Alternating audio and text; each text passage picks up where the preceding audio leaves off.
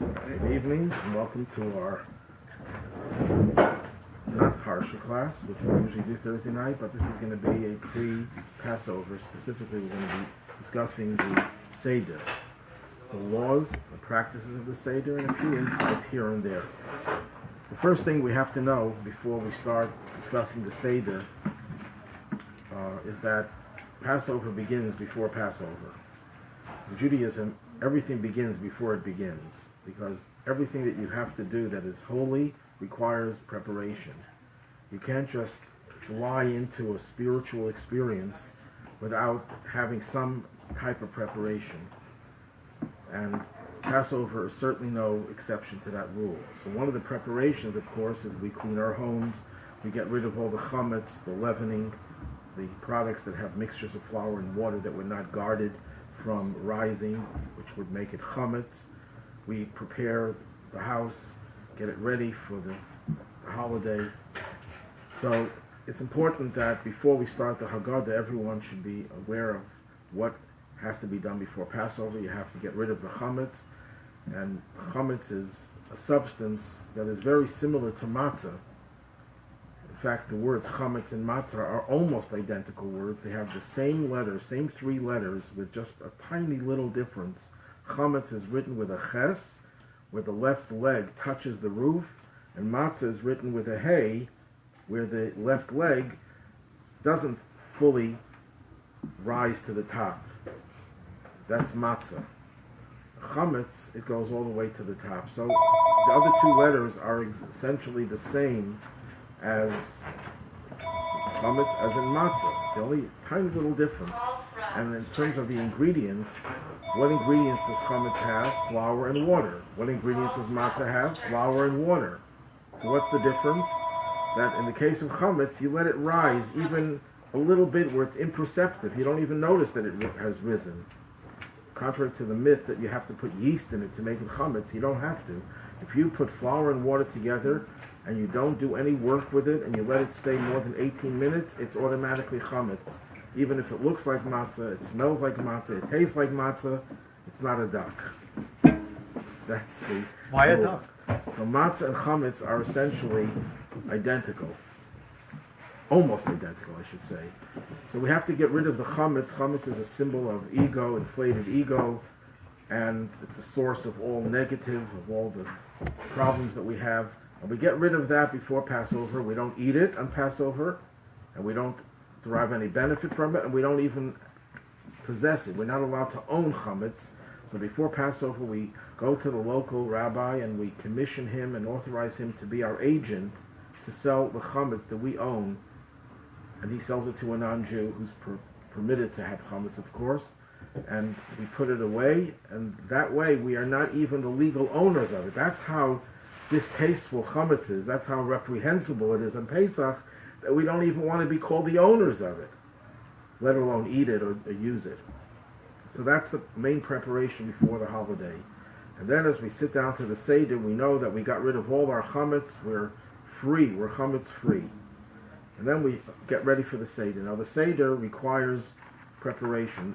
But before that, it's important to know what the word Seder means. Seder means organization. And this is interesting because we're the most disorganized people. We are not an organized religion. A colleague of mine, a late colleague of mine, was once trying to get a minyan together before Yom Kippur, and he was having a hard time. So he calls up this man and he says, "You have a son, could you bring him?" And the son shouts, that the rabbi could hear this over the phone, "I don't believe in organized religion." And the rabbi said, "If I have to call people right before Yom Kippur to get a minyan, we're not an organized religion at all." So we're not organized, but on Pesach we become organized. Why? Because Pesach is the holiday for children. It's the holiday of initiation, education. The whole Seder revolves around children. Now what about if you're not a child anymore, you're an adult, you're a senior adult, you're 117 years old, you're still a child, you're still God's child, and you're still your parents' child. And when we ask the 4 questions, the child asks, we still ask it even though we're no longer children, but we'll get to that a little bit later. So this is the Seder, because when you educate someone, you have to have a system. You can't just educate people haphazardly. You have to have a structure, and that's what we do with the night of the Seder. We have a structure. So if you go to this Haggadah over here, on page 6, you have the 15 items that we're going to go through in the whole Seder. And hopefully we'll cover all these 15 items. But before we go through these 15 items, we're going to set up our Seder plate, at least in our minds. The Seder plate requires the following. You take 3 matzahs, whole matzahs, not broken matzahs. Broken matzahs are more expensive because they charge you extra for breaking them. But you take whole matzahs and you put down one. You put it in a cloth, napkin, and you refer to that one as the Yisrael, the Israelite. Then you put another matzah on top of that, and you refer to that as the Levi. Then you put a separation between the two, whether it's a cloth, specially made cloth separations, or if you put a napkin. And then you put the third matzah on top, and that's called the Kohen. So all 3 classes of Jews are represented in the matzah. Then you cover the matzah. And that's very important. The matzah is covered virtually all the time. And on the cover, you put the 6 items of the Seder. Now, there are different customs about this, but the prevalent custom is the one attributed to the great Kabbalist, the Arizal, the Ari, the 16th century. And he says you do it as follows. On the right side, on top, well, before I go into that, in Hebrew reading, there are vowels. One of the vowels is called a segel. A segel is 3 dots. One on the right, one on the left, and one beneath it in the middle. So the Seder plate has 2 segels. How would you say that in English, the segel? What, that configuration? Like a triangle. Like the pawn shop. It's like a triangle. So you have, on the right side, you have what is called the zroa. Literally, zroa means arm, and they translate it as the shank bone of a lamb.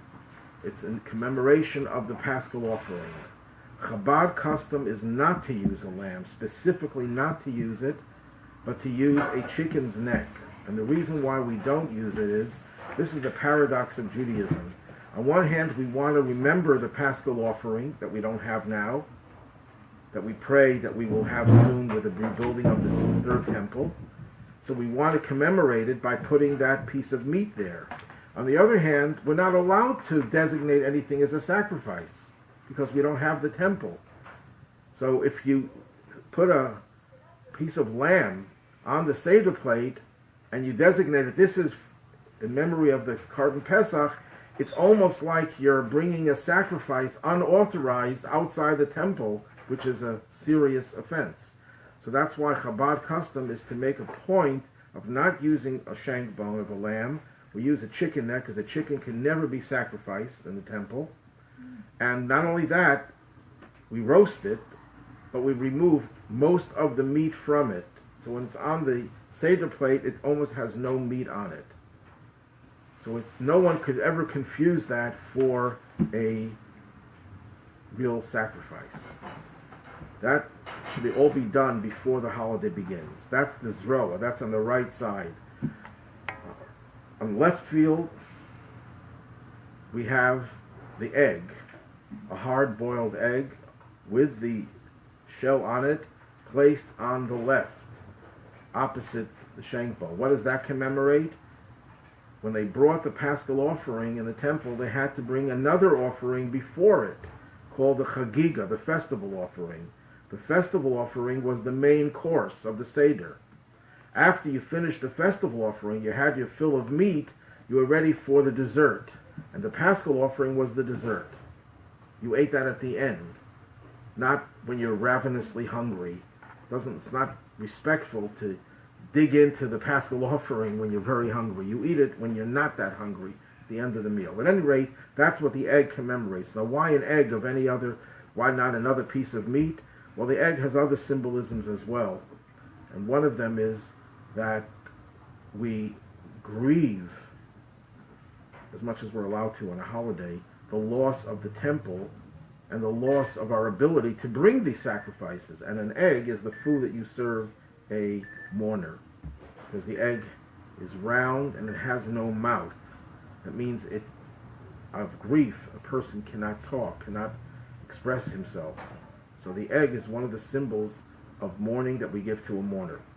Then in the middle, beneath the two different types of cooked foods, the shank bone or the chicken neck and the egg, you have the maror, the bitter herbs. Now there are different laws about bitter herbs, what species you could use. There are 5 species of vegetables that can be used for bitter herbs. We are only familiar with 3 of the 5. The other 2 are not known to us what they are. The 3 are endives, but we're not even sure what kind of endives. They're all sort of this Belgian endives and other endives, so people don't use endives now. The other 2 are romaine lettuce and horseradish. Those are the 2 types of maror that can be used, one or the other, or a combination of the 2, which is the Chabad custom, to use a combination of the 2. So let me explain. Bitter herbs, we know what it means. It's bitter, very bitter, and it reminds us of the bitterness that the Jews experienced in Egypt. But why romaine lettuce? Romaine lettuce is not bitter. Certainly nothing compared to the horseradish. And in terms of Jewish law, romaine lettuce is the most preferred form of bitter herbs. And the reason for that is that slavery did not begin abruptly.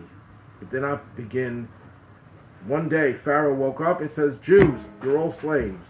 He did it slowly. He did it beperach, with a soft tongue. He initiated a project of rebuilding Egypt, where he himself participated in the rebuilding, and he got everyone involved in it. And Jews are more than eager to contribute to society, and he paid them very well. And little by little, he kept reducing the pay until he stopped paying them, and until the point where they were already regimented into a slave force. And once they were regimented into a slave force, they couldn't get out of it, except for the tribe of Levi that never volunteered, because they knew that their role was to be the spiritual messengers to keep the message of Abraham, Isaac, and Jacob alive. At any rate, the whole slavery started off with a very soft form of slavery. It wasn't even slavery, and gradually got worse and worse. And that's the nature of romaine lettuce. Romaine lettuce, if you keep it in the ground, becomes more and more bitter. Starts off not being bitter at all, but if you keep it for long, it gets hard and very bitter. And that describes the nature of our enslavement.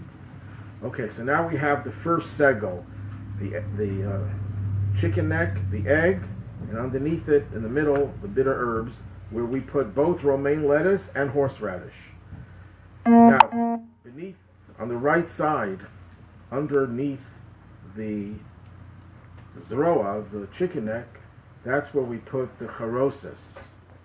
That's the next level. Charosis is a mixture of fruit and nuts ground together to form a mixture that reminds us of the mortar that our ancestors had to make when they were in Egypt. Later on, we're going to add some wine to the mortar for a reason that I'll explain later. But right now, it's just the mixture of fruits and nuts. Some people put in spices. It's not our custom to do that because spices are too close to chametz. They're kept in the same area, so we're careful not to use spices. But we do use fruits and nuts. Now on the other side, on the left side, you have karpas. Karpas is literally translated as parsley. We don't use parsley. Some people use parsley. You can use any vegetable except the bitter herbs. Our custom in Chabad is to use an onion or a potato, mostly an onion, and we don't eat much of that onion, so you don't have to worry. Beneath it, again, underneath it in the middle, is called chazeres. That is the same as the maror, romaine lettuce and horseradish. Why do we have 2 servings of maror on the Seder plate? One is for the mitzvah of eating bitter herbs, and one is for the sandwich that we're going to be eating. The Rebbe had a custom that when any item in the Haggadah, anything he was doing, he would actually verbalize, he would say, this is the zroa, this is the egg. He would designate everything when he put it on the Seder plate. Okay, now the Seder plate is arranged, the 3 matzahs, you have all the different items. We then go to the 15 items. Kadesh. Kadesh means to recite the Kiddush. Every Friday night, every Shabbos, every Jewish holiday, we usher in with Kiddush. And we do it, we say a blessing over a cup of wine. Pesach is no exception, but it's different. Pesach, the Kiddush that we make, is different from every other holiday in Shabbos. And one of the major differences is that Shabbos you don't have to drink the wine. The person who recites the Kiddush can have everyone else in mind.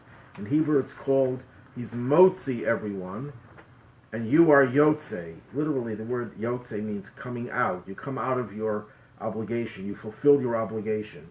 You don't have to drink the wine. We do taste the wine, but you don't have to. But the night of Pesach, everyone has to drink the wine. Everyone has to be involved in the Kiddush. One person can recite it for everyone, but you have to drink the wine. And after you say the Kiddush, which is a blessing on the wine, then a blessing on the holiness of the day, and then Shechayanu, the blessing we make whenever a new holiday begins. And then we drink the first of the 4 cups of wine. Now, how do we drink this cup of wine? We drink it reclining on our left. So how do we recline? Not like this, not just with your head, but with your whole body, like this. Because in ancient times, the aristocracy, when they would eat on couches. You ever see those pictures of the Roman era? They would be resting on couches and having the grapes dangling over them. That was a sign that we're free people and we're on top of the world. So even though we don't do that anymore, this is a commemoration of how people used to celebrate freedom. So when you drink the 4 cups of wine and the matzah and the sandwich, you're supposed to recline.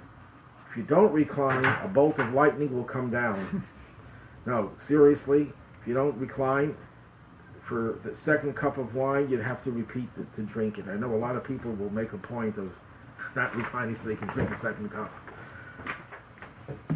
Now, the cup of wine itself has to be full. My cup runneth over. You have to fill it up to the top. Not 6 3/4, not 7/8, but to the top.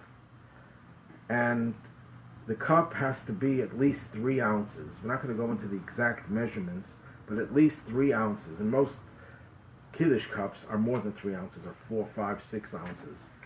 So you have to have 3 ounces, and you have to drink the whole cup. If you can't drink the whole cup, you have to drink at least most of it. So the smaller the cup, the less you have to drink, if wine is not your favorite beverage. If wine is not your favorite beverage, because it gives you a headache, or for whatever reason, you can drink low alcohol wine. If that's too much for you, you can drink grape juice. But it has to be, the fruit has to be kosher, of course. It has to be the fruit of the vine. That's the way, and preferably alcoholic. Why? Because this is an expression of joy, and when you express that joy, you're showing that you're a free person. So that's the 1st cup of wine that you have to drink at the beginning of the Seder with Kiddush. After we recite the Kiddush, the next thing is called Urchatz, and you wash your hands. Now, why are we going to wash our hands now? Usually before we eat matzah, we wash our hands. Whenever we eat bread, and matzah is the bread of affliction, so it's also called bread, we have to wash our hands. But we're not going to eat matzah now, not until much later. But there's also an opinion that says that any time that you take a fruit or vegetable and you dip it into liquid, you have to wash your hands before eating it. There's a dispute about that, and not everyone follows the stringent opinion. But on the night of Passover, of Pesach, we all follow that stringent opinion, and we wash our hands because we're going to dip the vegetable, the karpas, into salt water and eat it. So before we do that, we wash our hands. But because there's an opinion that says you don't have to do it, we do not recite the blessing. This is a general principle of Jewish law. Whenever in doubt, do the mitzvah, don't recite the blessing. Why? Because a blessing that is not authorized is taking God's name in vain. So if there's a dispute, if some authorities say you don't have to do the mitzvah, it doesn't hurt for you to do it anyhow, but it could hurt to do it saying the blessing when it's not authorized. So we wash our hands the way we normally wash our hands for bread. Chabad custom is to wash each hand up to the wrist 3 times, but we don't recite the blessing, al netilas yadayim. If you do recite the blessing by mistake, you're in big trouble. There's a solution for that, but I won't go into it right now. If someone wants to know what to do, they should consult their local Orthodox rabbi. Not a lawyer. They don't need a lawyer for this. Anyhow, so we wash our hands, but we don't talk. Because the whole idea of washing your hands is that your hands should be clean, ritually clean, and not in any way touching something that you're not supposed to be touching that isn't clean. And if you're going to talk, your mind is distracted, so that you'd have to wash over again. There's a myth, some people think that since you don't make the blessing, that you can talk after washing. No, you can't talk until you dip the vegetable in the salt water. Then we take the vegetable and we dip it in salt water. Salt water is supposed to be 2/3 salt, 1/3 water. It's a very strong mixture. And we dip it 3 times, and we say the blessing, which ends with the words, Borei Pri Hadama, the blessing you make on any vegetable. Blessed is the creator of the fruit of the earth. While we make this blessing, we think that this blessing should also cover the bitter herbs, which are also vegetables that we'll be eating later. So once you make one blessing, it covers everything else in that category, which raises a question that you'll probably think of yourself later on. If you don't, then maybe I'll mention it later. Okay, so now we washed our hands. That was called urchatz, and wash our hands. Karpas is the parsley. Why is parsley used? Well, karpas. Karpas could be any vegetable, but the word karpas has significance. Karpas is a composite of 2 words. Perech, samach. Back-breaking work, 60. How many Jews were enslaved in Egypt? 60, 10,000. The highest number in Hebrew is 10,000. So when you want to say 600,000, you say 60 10,000s. You just multiply 10,000 by whatever number. So how many Jews were subjected to back-breaking work? 60 times 10,000. And the word perech, which is back-breaking work, is in there. Actually, it wasn't necessarily back-breaking work. It was psychological torture. It says they forced men to do women's work, and women had to do men's work. That was before the world was politically correct. And it wasn't considered to be proper for men to do women's work or women to do men's work. But because they were doing work that was not for them, it was psychological torture. And that's why they suffered so much, not just because of the physical labor, which they also had to do, but because they also imposed on them psychological pain. That's the karpas. Now, why do we dip it in salt water? So everyone here has heard the explanation, because salt water is tears. I've yet to find the source for that. I'm sure there's a source, but I haven't recently seen the source. But the true reason why we dip the vegetable in salt water is so that children should ask questions. And when they ask, we tell them, we don't really know the answer, but keep on asking questions. So that's, in order to arouse their curiosity, they should ask more questions. That's what we do at the beginning of the Seder, after we make Kiddush. Then we go to the next item, which is Yachatz. Yachatz, on page 11 in this edition, we take the middle matzah and break it into two. One piece larger than the other. The larger piece is set aside to serve as the afikoman. Afikoman is the dessert, the last piece of matzah we eat at the end of the meal. We take that larger piece, and our custom, based on Kabbalah, is to break it into 5, wrap it up in a napkin or some type of pouch, and we conceal it. Those who lean on pillows, and they put 2 pillows, put it between the pillows. But you put it away. Why do you cover it up? Because when the Jews left Egypt, it says their dough was wrapped up in their garments. In other words, they wrapped it up. So to remember that, we wrap up the afikoman. The smaller half stays in between the 2 other whole matzahs. Why do we need a half a matzah? Because matzah is called in the Torah lechem oni, bread of affliction. But could also be read bread of a poor man. Poor people never eat a whole loaf. They always cut their loaf into at least 2 parts and reserve 1 part for the next meal, for the next day, to make sure they'll have what to eat. So a poor person always serves a piece of a loaf, not the whole loaf. So since when we're saying the Haggadah, we're trying to live the experience of what it was like to be slaves, to be impoverished, we also say the Haggadah over a half a matzah. But then why do we need the other 2 matzahs? Because you also need, no different than Shabbos. Shabbos, you have to say the blessing over 2 loaves, 2 whole loaves. We have to do it over 2 whole matzahs. So we do both. We have 2 whole matzahs and a half in between. At this point, yachatz means breaking it into 2 pieces. What happens if both pieces are equal? Again, you're in big trouble. There's going to be a lot of lightning. Okay? Then we get to magid. Magid means to tell. Tell the story. This is the most important mitzvah of the night of Pesach.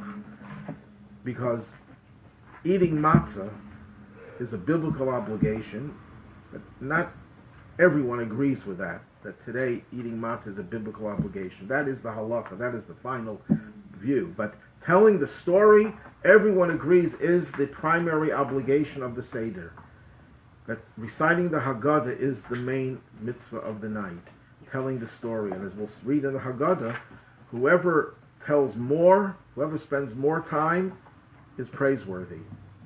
And the rabbis were up all night telling the story. Even though they were great sages and they could have been discussing deep philosophical matters, they were relating the stories, all the different midrashic material that told the stories in vivid detail. That is the mitzvah, the most important mitzvah. At this point, we expose the matzah. It says over here, we raise the tray with the matzahs. Our custom is to actually just expose the matzah. You know, the matzah is being covered, so we move the napkin over somewhat, and the matzah is exposed. Why? Because when you say the Haggadah, it has to be said over the matzah. It means it has to be said with the inspiration of the matzah. The matzah defines the state of mind we're in when we say the Haggadah. And then we say the introductory paragraph describing the matzah. This is the bread of affliction that our fathers ate in the land of Egypt. I'm not going to go through everything, just to highlight certain points. After that paragraph, which is said in Aramaic, presumably because it was said to a generation of Jews who didn't speak Hebrew, and they wanted them to be invited into the spirit of the Haggadah, of the Seder, so they spoke in their vernacular, which was Aramaic. But there are other explanations, deeper explanations as well. At the end of that paragraph, okay, we call it quits. We push the Seder, we cover the matzah, push the Seder plate away. The Seder is over. Of course, the kid will look at that and say, Dad, what do you mean the Seder is over? We just started. We just barely got started. And at this point, we pour a second cup, and that's when the child asks the 4 questions. These 4 questions are 4 samples of questions, but we encourage the child to ask any number of questions, not just these 4. And in Yiddish, there's an opening phrase that children recite, Tate, Father, ich will bei dir fragen 4 Kashas. I will ask of you 4 questions. And even someone whose father is not alive, the custom is to ask these 4 questions as a way of honoring our father, because a child is obligated to honor his parents in their lifetime and in their death. And whenever there's a ritual which requires a child interacting with a father, we don't say, well, I don't have a father. No, I do have a father, and I'm invoking his memory as I ask these 4 questions. Do adults do that too? Yes, but we don't do it out loud. Right. You get a child to say it out loud to embarrass himself or herself, but Right. we say it quietly. Right. The 4 questions. How do you do that again? The 4 Kashas? The opening phrase, Yeah. Tate, Father, ich will bei dir fragen, I will ask of you, I wish to ask of you, 4 Kashas, 4 questions. And we're asking our earthly Father who is now in heaven, and our Father who is alive, but we're also asking this of our heavenly Father, Hashem. So he's our Father and we're his little child. There's a biblical expression, Kinar Yisrael v'ohavehu. Israel is like a youth, and he loves him. God loves Israel. So this is one place where that love is being reinforced, that the child is asking of his father. And inherent in these questions, which we can't go into right now, but between the lines is the ultimate question: when are we finally going to get out of this miserable exile? If the Jews got out of Egypt and we're back into exile, we want to get out of this one. So we have to start to do things differently. See, when we want the child to ask questions and we do different things differently, what we're saying essentially is it's not business as usual. Business as usual has gotten us into exile and kept us in exile. It has to come to a point where we cannot accept the status quo. We can't accept the existing structure. So it's questioning is a way of demolishing the existing structures. Will there be a new Haggadah for the redemption? I'm sure there'll be a lot of changes because we're not going to talk about how we're still in exile. We're going to talk about how we used to be in exile. At that point, after the 4 questions are asked, remember we poured the 2nd cup already, because whenever the Haggadah is said, you have to have a cup of wine. But now we bring the Seder plate back to our place. Remember we pushed it away, now we bring it back and we expose the matzah again. And then we start to give the answer to the questions. We don't answer all the questions explicitly. You have to search for the answers in the answer. But what we do, we start off with telling the story, how we were slaves to Pharaoh. Now in the Talmud there's a dispute. Both opinions agree on one premise, that you have to start with the negative. You can't just start talking about, we are free. You see, look what happens in America, the land of the free. Nobody appreciates their freedom. No one, we take it for granted. So when people are going to sit down and say, yeah, let's celebrate, we're free, big deal. I mean, of course we're free. But if you talk about how we are not free, and then you say we're now free, that's what makes the expression and the experience of freedom meaningful. That's why we have to start with the negative. The question is, what negative? There are 2 negatives.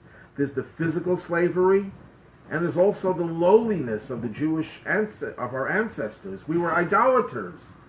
Even Abraham's father was an idolater, and Abraham himself in his early years was an idolater.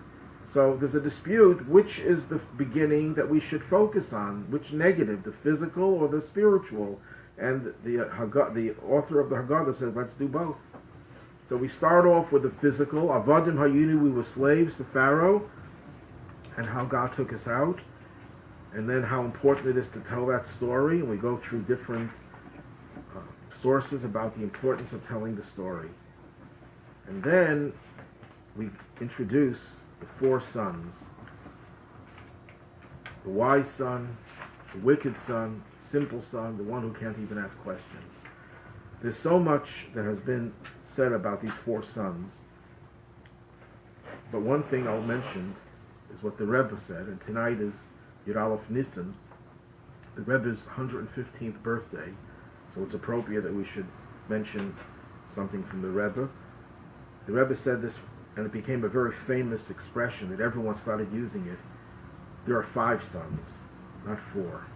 The 4 that come to the Seder, and the 5th that doesn't show up. Even the worst of the sons, he's at the Seder. You have to remember that. Even the Rasha, the so-called wicked one, is sitting at the Seder. That's redemptive. But what about the son that doesn't even come to the Seder, that doesn't even know about the Seder? The son who doesn't know how to ask questions knows enough how to get to the Seder, though he sits there silent. But there's a 5th son. And the Rebbe was very upset when some people suggested that we should have an empty chair for the Soviet Jews. And the Rebbe says, empty chair? There are so many Jews out there who need to be sitting in that empty chair. Don't make empty chairs, fill the chairs up with Jews.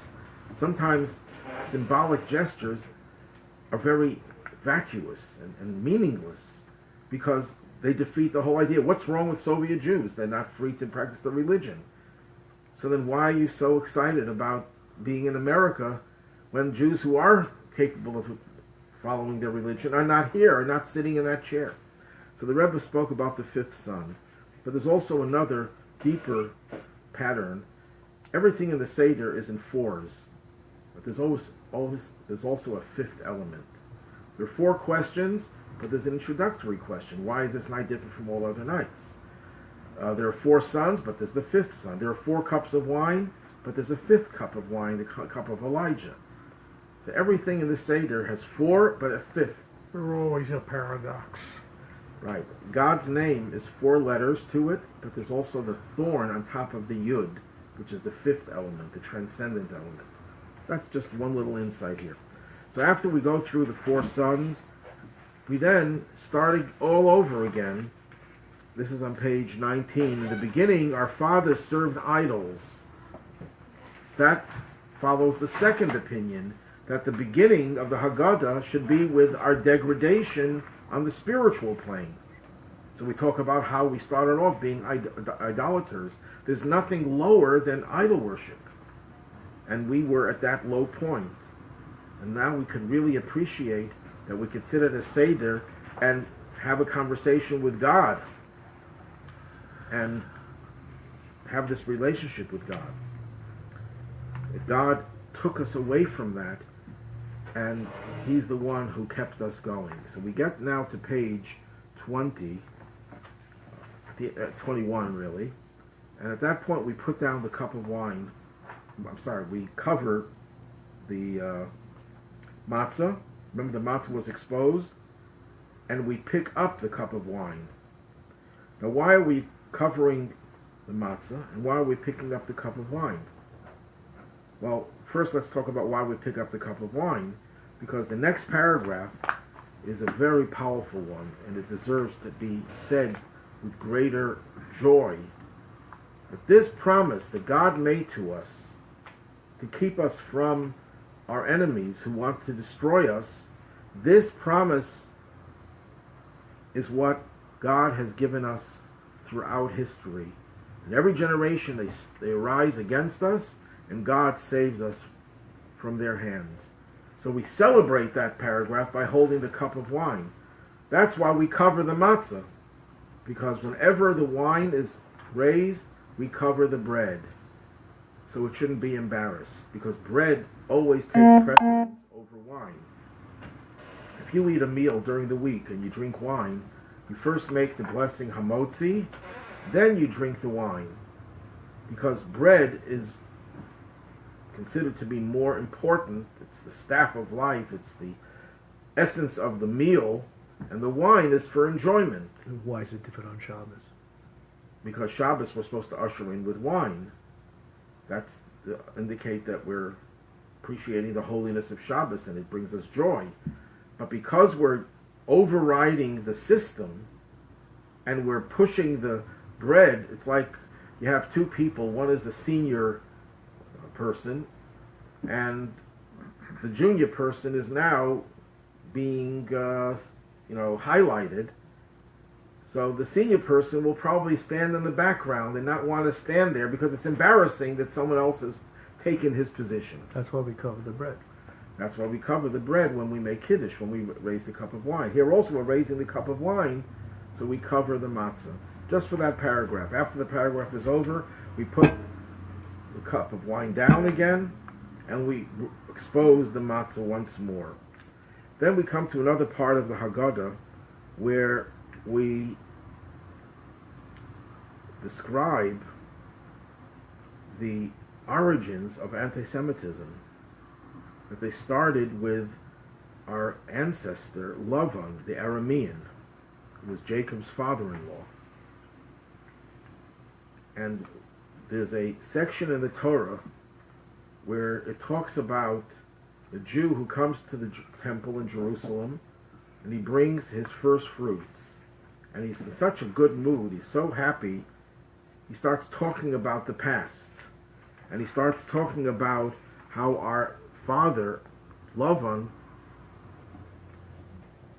wanted to destroy us. And then, after that, we went into Egypt. So it talks about the slavery in Egypt. So we take those verses from the book of Deuteronomy and we give them the verses interpretation, the drashic interpretation for the next few pages. And that continues until we start talking about the 10 plagues. When we say the 10 plagues, and even a few right before that on page 25, we mention the blood and fire and pillars of smoke. On page 26, we pour out a little drop of wine for each of those statements. Page 26. And then when we mention the 10 plagues, a little bit after that, we pour out another 10 drops. When we mention the 10 plagues in acronym, page 26. No, there's no 26 in here. No 26? Well, it's okay. I'm sure no one else has it. I'll give it. It's 27. Oh, 26. Oh. It's missing. This is the Chase and Sanborn issue. Oh, it was ripped out of it. Oh. All of it? No, it won't show. We don't have it either. Oh, you don't have it either? Everyone had Let it me missed see if out. they're all over. Yeah, no, they don't. Oh, they're all? That's strange. The Okay. Yetzer Hara was here doing his business. Okay, so here, I'll let you put Everything this. after that is, okay, Share. so it's all in Hebrew after that, so just, there's no English, so it's, Well, I don't know how I got these copies. At any rate, It's there's never two Haggadahs that are the same without any Seder. I thought that's a law. well, everyone knows that when the Jews left Egypt, they had Maxwell House Haggadahs with them. So then, how many drops do we pour out? 10. Dam, Va'esh, V'sim, V'zashim, 3, then 10, then another 3. That's a total of 16. Now, you don't have to pour out the whole thing, just tiny little drops. Some people take it with their finger. Chabad custom is not to touch the wine, but to pour it gently into a broken plate. If you don't have a broken plate, you can use a styrofoam if they're disposable, which is what we do. And as soon as you finish saying the 10 plagues and pouring out all the drops, you fill the cup immediately. You never leave your cup unfilled as long as you're saying the Haggadah. Okay, so then after we poured out and we said all these things about the 10 plagues, we then thank God for everything, and that's where the Dayenu comes in. Dayenu is where we say, God, if you had only done this, Dayenu, that would have been enough. So here's another paradox. Our custom is not to interrupt the Dayenus. You can interrupt other parts and discuss it, but you say all the Dayenus, that you shouldn't give the impression that it would be enough. It would truly be enough. It's enough to thank God, but not enough that we could have been content with staying in the middle. In other words, if someone really shows you a tremendous amount of love on so many different levels, so many different times, you should be grateful for everything that they did. But don't say, I didn't need the rest. You have to be grateful for everything, but you shouldn't be content with just a little. And that's a very important message in Judaism. We have to cherish and value every little mitzvah we do, but at the same time, we shouldn't say, I did enough, carve out a comfortable niche. No, you have to demand perfection. You have to strive for perfection. Doesn't it mean we also have to also not take for granted what's coming our way from out there, meaning from Hashem or another human Right. being? Whenever God gives us something, we appreciate it, or anyone else, we appreciate it, but we shouldn't say, at least when it comes to our relationship with Hashem, it's enough. We don't want any more. We have to be greedy. And we want, because whatever we want that's positive is what God wants. He wants us to have everything. And after we finish the Dayenus and we say how much more so that you've done all these things, we then get to another part of the Haggadah where we describe what do we do this night that is so crucial. We eat the Paschal offering. Of course, we don't have it this year. Let's hope we will have it. We'll all be in Yerushalayim with the Beis Hamikdash, with Mashiach. But in the event, whether we do or don't, we say a paragraph describing the Paschal offering. Then we say a paragraph describing the matzah. And we explain why we eat matzah. Then a paragraph why we eat maror, the bitter herbs. After we do that, we then get ready for drinking the second cup of wine. There's a blessing that is said. We hold the wine in our hands. When we say this blessing, it's an introductory blessing. We put the wine down. We recite the Hallel, the special psalms of praise, thanking God for the miracles. And as soon as we finish that section of the Hallel, we pick the cup of wine up and continue with the blessing. It culminates with a blessing on the wine, and we drink the second cup of wine, reclining on our left, drinking preferably the entire cup. If you can't drink the entire cup, at least the majority of it, but it has to be drunk within a few seconds. Let's say you can only drink the majority, not the whole cup. You can't just sip it. You have to drink it. You have to be drunk within a few seconds. You have to drink it within the normal time that it takes to drink 3 ounces. How long does it take to drink 3 ounces of water? 3 seconds. 3 gulps. Well, 3 gulps is enough. Well, that's how fast you have to drink the wine. Is there a reason why some people seem to, rather than holding it in their fingers, they hold it like Yes, this? that's the Chabad custom and others also. That we put the wine, we cup our hands, and because it says I lift up the cup, so our palm represents a vessel to contain the blessing. But when we drink the wine, we don't hold it. Some people still hold it like that. I saw the Rebbe. He would hold it like this, but when he would drink it, he would put it down, pick it up like this, and then drink it.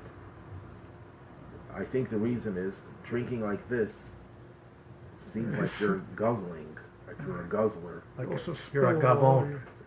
A But when you cafone. pick it up like this, there's more etiquette in picking it up like So the this. reason is to hold the cup in your hand. Right, so your hand itself becomes a cup. The cup and your hand become one entity of receiving the blessing. The wine is a symbol of blessing. That's why sometimes we want the wine to run over, to pour over. It's a symbol of great blessing. And after you drink it, do you immediately fill your cup up again? After the first cup, you immediately fill it up again. After the second cup, you don't fill it up again because you're going to eat the meal. The end of the meal, you're going to fill it up, and from that point on, you always have a full cup until after the fourth cup. Okay, so now we drank the second cup, reclining on our left, remember. and drinking at least the majority of the cup, if not the whole thing. Now we're ready for the meal. Urchatz. We already washed our hands. Now it's rachza, washing our hands for the matzah. And this time we say the blessing. Okay, after we wash our hands, we have 3 matzahs now, 2.5 matzahs. This is very important to remember how we're supposed to do it. When you make 2 blessings now. One blessing is hamotzi, which we say whenever we eat bread, real bread or matzah. Now when you say the hamotzi, you pick up all 3 matzahs, 2.5. Because when you make the blessing, you should have 2 whole loaves. Just like on Shabbos, we have 2 whole loaves. And since the pieces in between them, you pick them all up. Then, after you make hamotzi, you drop the 3rd one. Because now the next bracha is on the mitzvah of eating matzah. And according to some opinions, that requires the broken one. Some say, no, it requires a whole one. Some say it requires the broken one, so we hold the top and the broken middle one, and we leave go of the bottom 3rd one, and we say the blessing, which ends with the words, Asher Kedeshanu b'mitzvosav v'tzivanu al achilas matzah, thanking God for having commanded us to eat matzah, the mitzvah of eating matzah. Then, okay, if you have your own Seder plate, this is how it's done. You take a kazayas, the size of an olive, of the top matzah, and the size of the olive of the middle matzah. And you eat them both together. Not one and then the other. You put them together, and you bite into both of them together as you're reclining on your left. And you eat it preferably within 3 minutes. Now, how much do you have to eat? There are different opinions, but it's about, if you're eating a shmura matzah, which are large, most likely a quarter of a matzah would be enough. And since you have to eat one from one matzah and from the other, it would be close to a half a matzah. A little less probably. But it depends on how big the matzah is. You know, if some matzahs, not all matzahs were created equal. So if it's a very big matzah, you might not have to eat a half. 1/3 of a matzah would be enough. Now others who don't have their Seder plate, let's say you have your guests that they don't have a Seder plate, they only have to eat 1/4 of the matzah. They don't have to eat double, because they don't have the 2 matzahs. So the one who has a Seder plate has to eat a kazayas, the olive's worth of the whole matzah, and the same from the broken matzah. Everyone else could just do with 1 amount. And you have to eat it reclining your left. Now this is very important because Jews like to talk. From the time you wash your hands, we do not talk until after eating the sandwich, unless it's related to the mitzvah that we're doing, because the blessing covers all the matzah that we're required to eat, except for the afikomen. We're a very legalistic people, aren't we? Every detail is important. So we try to avoid schmoozing, because you also have to eat the matzah, again, there are different opinions, preferably within 3 minutes. And if you're eating a half a matzah, you know, you might not be able to do it that quickly if you're talking. After you finish eating the matzah, you then eat the bitter herbs. Bitter herbs require let's say one leaf of romaine lettuce and some horseradish. Combined, it would be enough.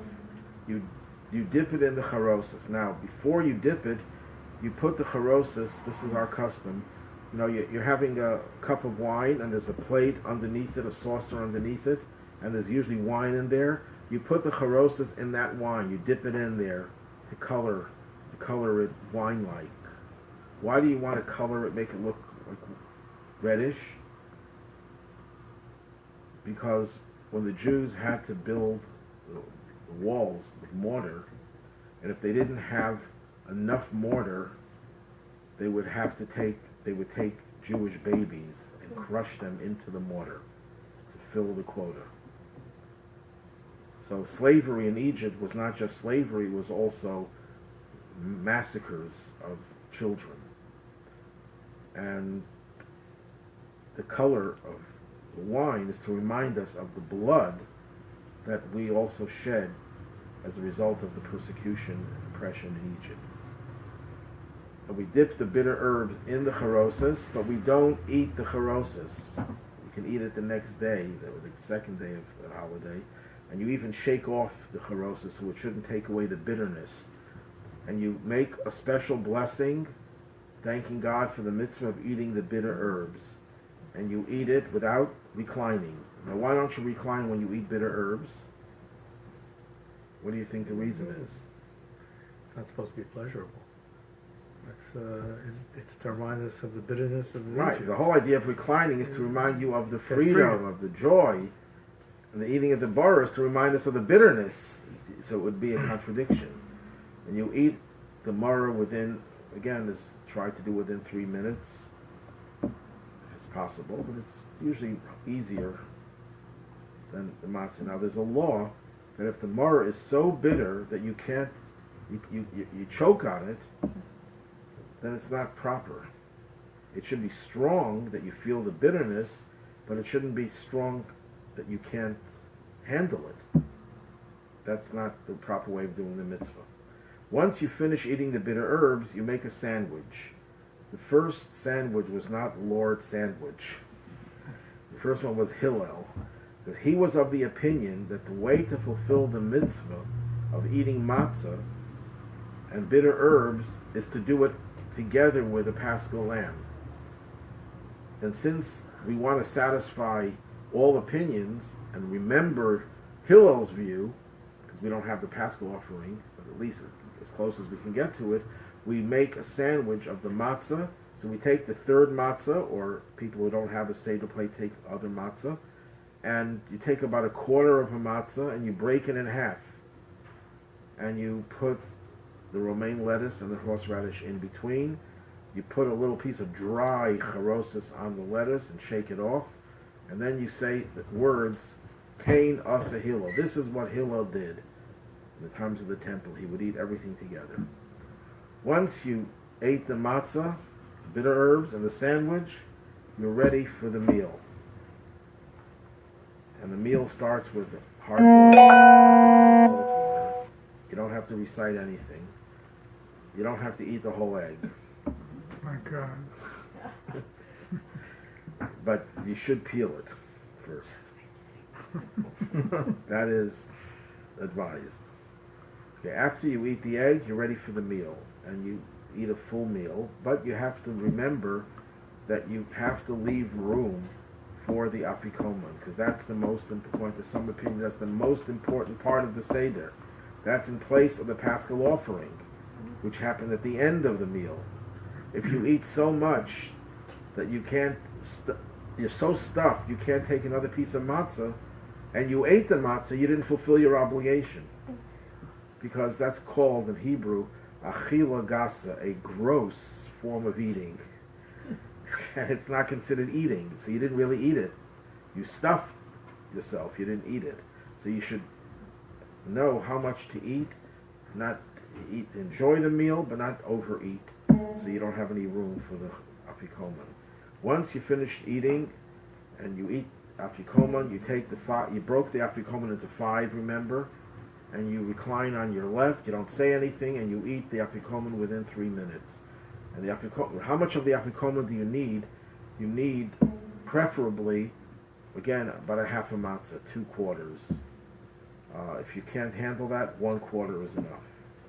After you finish the afikoman, you pour your 3rd cup of wine. At that point, the Rebbe would sometimes pour the cup of Elijah before his own cup of wine. Sometimes they pour the cup of Elijah after the meal.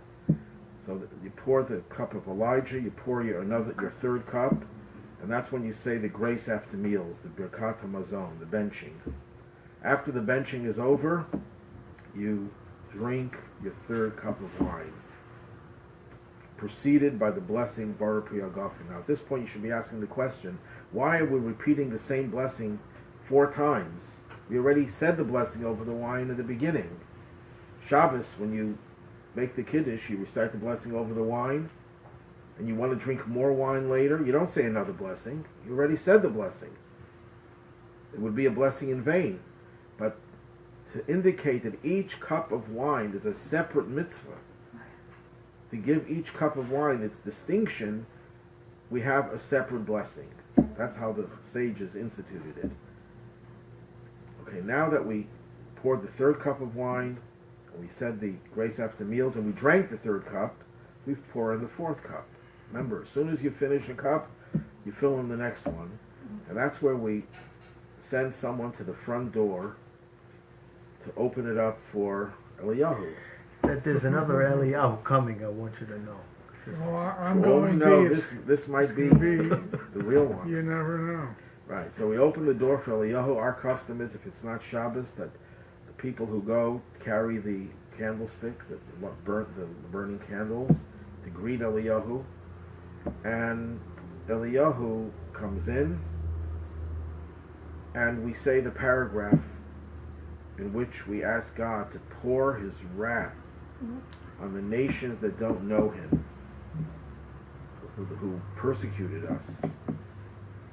In other words, bring an end to all the suffering and persecution that the Jews have experienced in exile. Well, it's everybody. And that is Elijah's job, among other things. And that's the cup of Elijah for him. Launch an attack against Syria. Who did? The president. What we did? Yeah. 50 What did we knock out? No, it just happened. A Just bulletin happened. that America launched missiles at Syria. It's a little different than President Obama, that's for sure. They say it's largely symbolic and went against one of our Whatever it is, bases. well, look, what they don't want to do is accidentally shoot down a Russian plane or get into stuff with the Russians. We're not looking to Just make played it a a whole bunch monster of thing. snippets, these We're sound looking bites. to show Okay, we're that we're a force. online now. We're- So we're online now. The whole world is watching us. okay. So, getting back to the Seder, now that we've drunk the third cup and we've greeted Eliyahu, we now come to the second half of the Seder, which is about the future. The first half of the Seder is about the past, primarily. The second half of the Seder is about the future. We conclude reading the Psalms of Hallel. We say other prayers that are praises of God. And we conclude with drinking the fourth cup of wine, again with blessing Hagaf, and again reclining on our left. And after that we say another blessing. After you drink wine, you have to say an after blessing. We already finished the meal. We say this after blessing, and we conclude with the words, L'shana haba Yerushalayim, next year in Jerusalem, which the previous Lubavitch Rebbe said does not mean we're saying we're going to come to Jerusalem next Passover. It means Mashiach will come now, so that by next year we will have already been in Jerusalem. So we don't have to wait a year. Shouldn't mistake that. Now, at this point, the Seder is over halachically. But there are many communities that have hymns that they recite after the Haggadah is completed. One of those hymns is Echad Miyodea, who knows one? One is God. Who knows two? Two are the tablets. Who knows three? Three are the patriarchs. And it goes from 1 through 13. That's one hymn that many people sing. Then there's another hymn called Chad Gadya, one kid. Father bought a kid for 2 zuzi, and then a cat came and ate the kid, and the dog came and bit the cat, and the stick came and hit the dog, and so on. That's another famous hymn that many people sing to, well-known tune. That is optional. People can do that, but if you're awake, you should spend the rest of the night speaking about the Exodus, going into it. Some people say you should study the laws of Passover, but the primary focus is on the stories of Passover and the deeper insights to the spiritual dynamics of it. Usually when we go to bed, we recite the Shema Shema consists of 3 paragraphs, and then there are other prayers along with it. The night of Passover, you only have to say the first paragraph. Why? Because the Shema that we say before going to bed is for protection. The night of Passover, we don't need protection. It's called Leil Shimurim, the night that is guarded. It's a night that is guarded from all danger. That's why we open up the front door of our house. We don't lock our doors, unless obviously if you live in a very dangerous area, then you don't take chances. But if you live in a relatively safe area, you keep the doors open, not locked. You say only the first paragraph of the Shema, because this is a night of when we're guarded. So these are the highlights of the Seder. And if we really wanted to get into every paragraph, we could spend.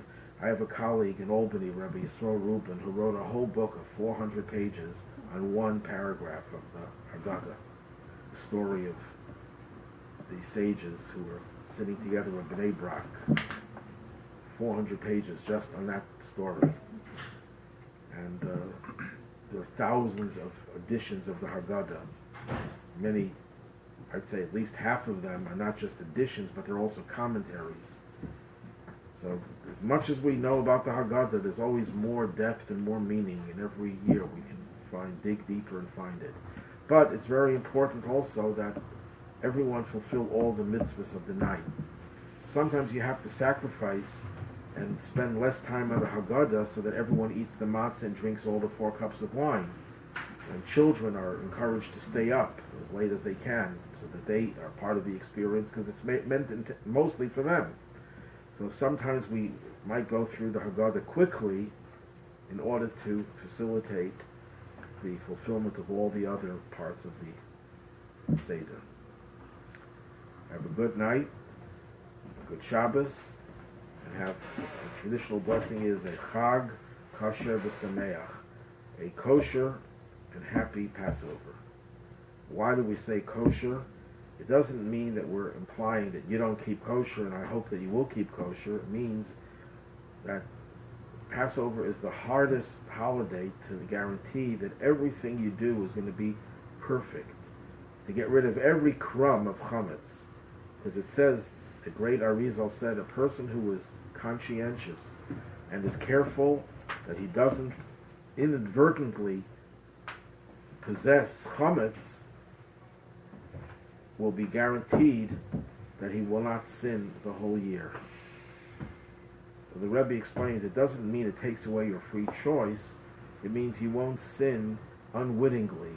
You'll be so conditioned that your body will naturally incline towards doing the right thing.